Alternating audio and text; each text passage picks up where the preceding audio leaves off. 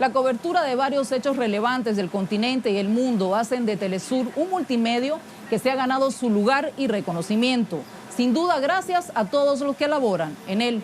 Mostramos en el año 2009 el golpe de Estado contra el presidente Manuel Zelaya en Honduras. En el 2010 el intento de golpe de Estado contra el presidente Rafael Correa en Ecuador. En el 2011 Telesur en Libia. En el 2015 la condena de Lula en Brasil. Seguidamente en el año 2016 el impeachment contra Dilma Rousseff, también en Brasil. Y no se puede dejar de mencionar la cobertura que se realiza sobre la situación de Venezuela. Son algunos ejemplos que marcaron y marcan historia. 14 años desde que la cadena inició sus transmisiones televisivas. Se ha convertido en un multimedio, sin duda con detractores, pero fuente de referencia mundial. 24 horas de trabajo. Hoy haremos un recuento de los golpes de Estado de este siglo XXI, un siglo en donde se abre una pregunta. ¿Es la justicia utilizada como un instrumento para hacer realidad un golpe de Estado? Pongamos el punto en la I.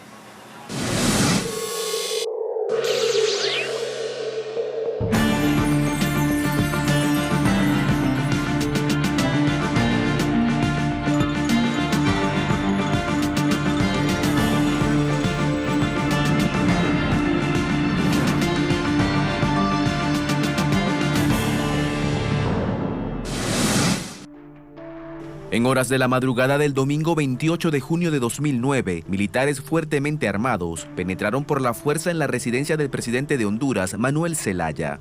Telesur contó con un equipo informativo armado de olfato político e instinto periodístico aceitado, lo que permitió al canal multiestatal estar justo donde está la noticia.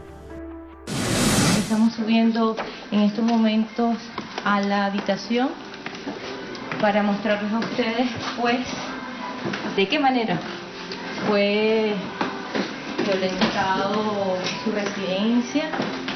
Era aproximadamente en la madrugada. Esta es la puerta que precisamente, cuéntenos, si ustedes nos pueden explicar qué estamos observando. Esta es la puerta que rompieron. Está en este momento pues cerrada. Y en donde se encontraba el presidente. Esta es su cuarto, su habitación. Así, de esta manera fue violentada su habitación mientras el presidente dormía. Esto estamos mostrándole a ustedes la vivienda del presidente Manuel Zelaya y la manera como fueron violentadas las puertas para poder llegar hasta acá, hasta su habitación privada, y luego de aquí llevárselo hasta Costa Rica desde la base aérea. Adelante. Bueno, allá los medios que han estado prácticamente hablando del golpe de Estado, los han cerrado, los han amenazado, algunos les han tirado bombas, denuncias de bombas, persiguen a los periodistas y bueno, y le quitan las señales. Eso es lo que ha pasado. ¿Se dieron cuenta de periodistas detenidos? Claro, había periodistas detenidos, fueron de hondureños, de medios que estaban hablando de que había un golpe de Estado, que estaban diciendo la verdad en ese país. Los detuvieron, algunos varios días, algunos todavía no se saben a dónde están. Lo que decía nuestra compañera Adriana Siboris es que allí en Honduras lo que se vivió fue un golpe de Estado. Nosotros no podíamos decir otra cosa sino lo que realmente ocurrió. ¿Qué pasaba o cómo se puede llamar que sacan a un presidente de la manera tan abrupta que lo sacaron? Luego se justifica que por un mal mayor prefirieron un mal menor.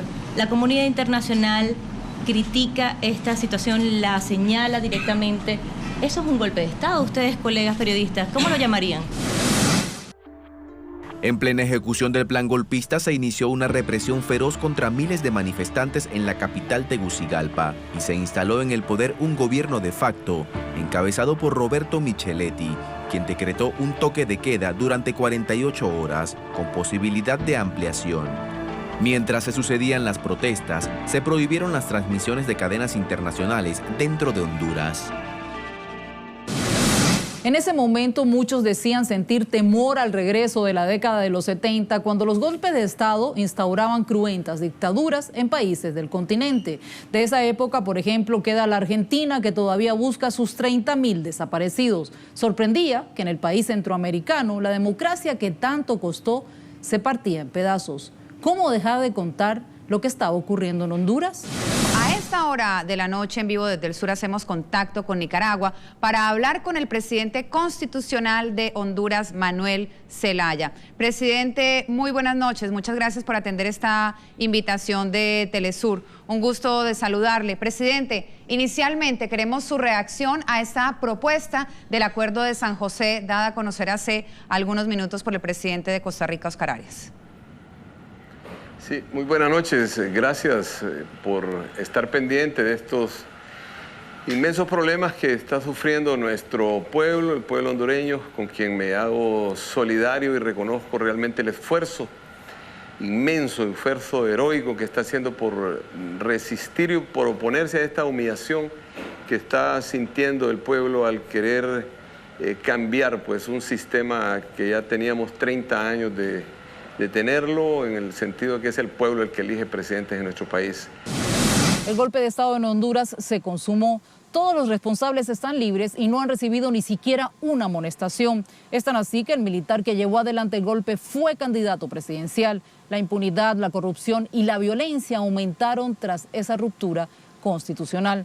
Así lo aseguran organismos de derechos humanos. Además afirman que es uno de los países donde ser periodista es poner la vida en riesgo. Hasta la fecha, más de 70 personas han sido asesinadas vinculadas a la labor comunicacional. El haber contado al mundo lo que pasaba en ese país marcó un antes y un después de Telesur, aunque no imaginábamos lo que se avecinaba en América Latina.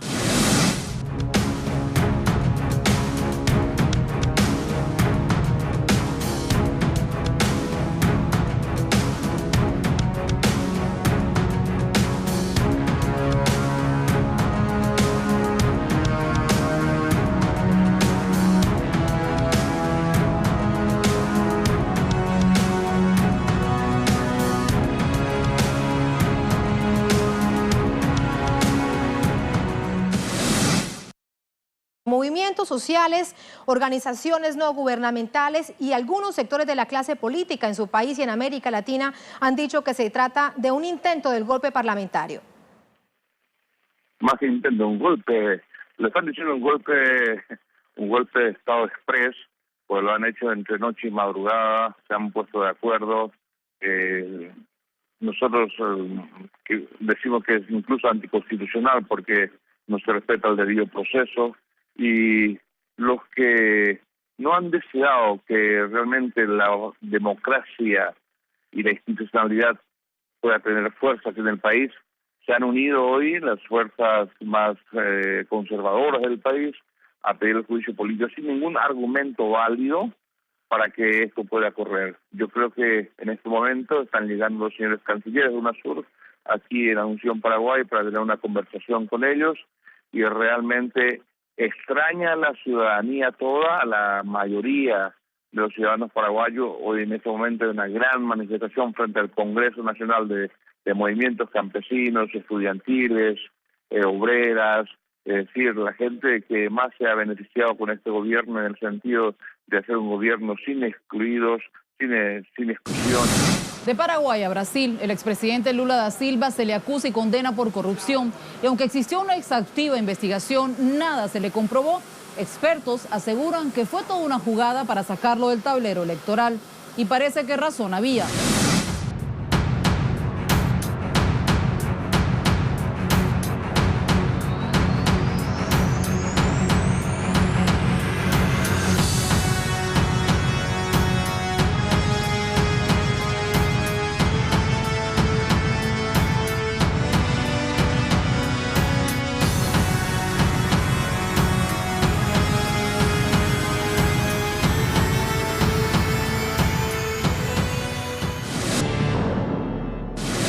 Poco después, en el Grande del Sur, la presidenta democráticamente electa enfrentaba un impeachment. Ella pertenece al mismo partido que Lula da Silva. La acusaban de supuestas irregularidades en la elaboración del presupuesto del Estado. Brasil se dividía en quien apoyaba y quien rechazaba ese juicio político. Aunque nunca lograron una prueba en su contra, bajo la lupa de los grandes medios, parecía culpable. Momento crucial en este momento en Brasil. Primera votación, si se aprueba o no el juicio político, el impeachment. del debate de últimos meses, este es el momento crucial en este momento. Han dicho, por ejemplo, el senador Humberto Costa, es un día triste para Brasil en caso de que se vote a favor de que la presidenta deje de manera permanente su cargo.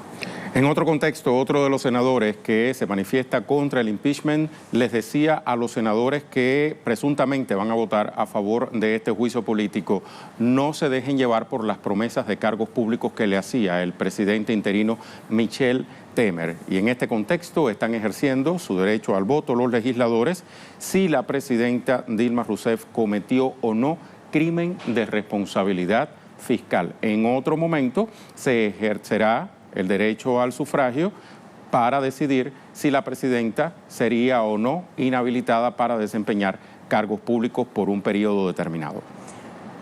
Se aprueba que se condene a la presidenta por un crimen de responsabilidad fiscal. 61 senadores han votado por el sí.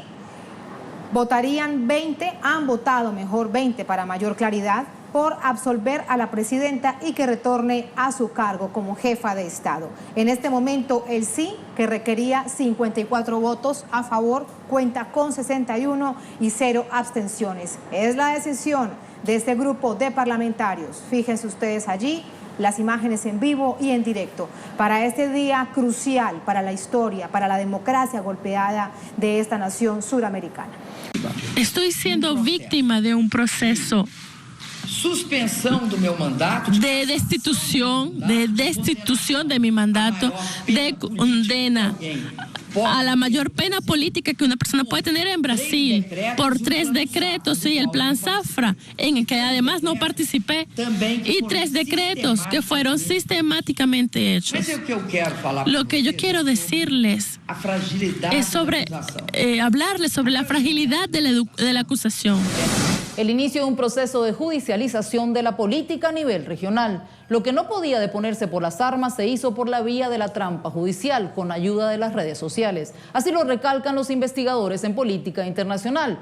Pero no solo en Latinoamérica se veían intentonas golpistas. En el mismo 2016, cruzando el océano, Turquía convulsa. De este lado no se entendía qué estaba ocurriendo. Era un intento de golpe de Estado.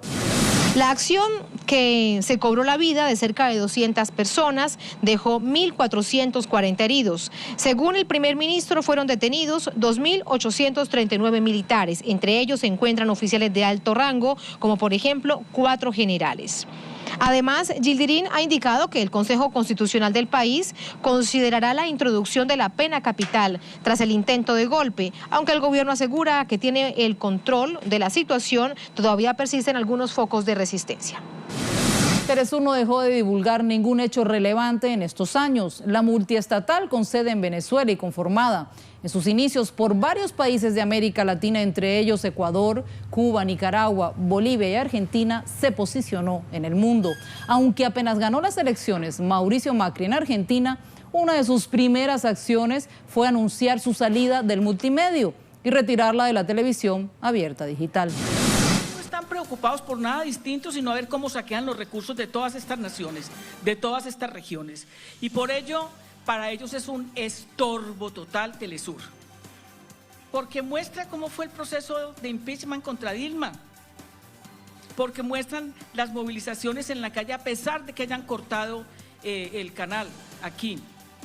Porque muestran lo que está pasando en Colombia. El mundo vino a saber realmente cómo era el proceso de paz, porque Telesur estuvo ahí.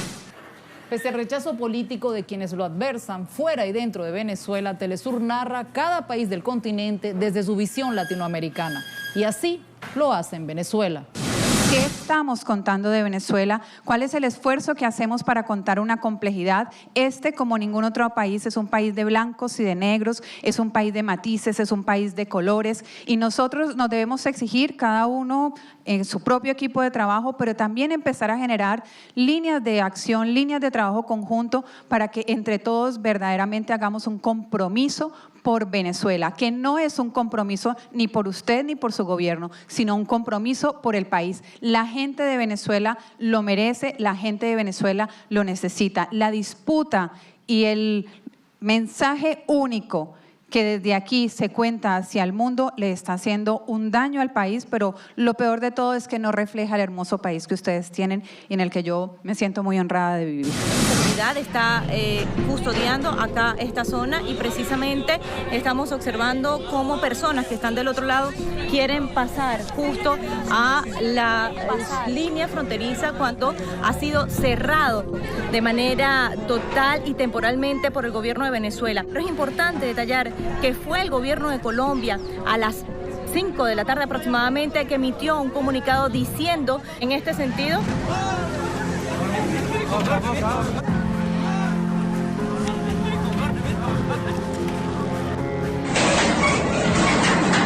Se metió una tanqueta a la fuerza.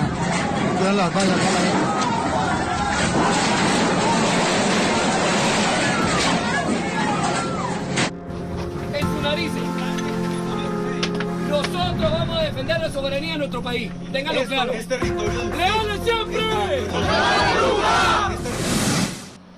El apagón en Venezuela vino el jueves 7 a la hora señalada, el fin de la jornada laboral, tal y como aconsejan los manuales de guerra moderna.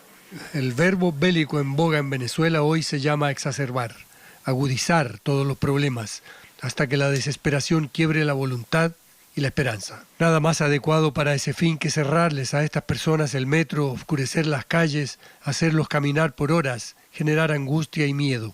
Y desde ahí, bronca, rabia, arrechera, como se dice en Venezuela. Los autores del apagón probablemente pensaron que el momento del caos llegaría por fin, pero en estas caras cansadas había solo eso, cansancio, preocupación. El apagón metió a Caracas en un túnel. Poco se sabía entonces de la gravedad y magnitud de los ataques. Todo esto quedó en negro. Todo se apagó. Estas máquinas, esto se quedó en negro. Todo, se perdió todo. Nunca se había visto ese evento aquí, ¿ve? Con la frecuencia en cero, las máquinas se embalaron.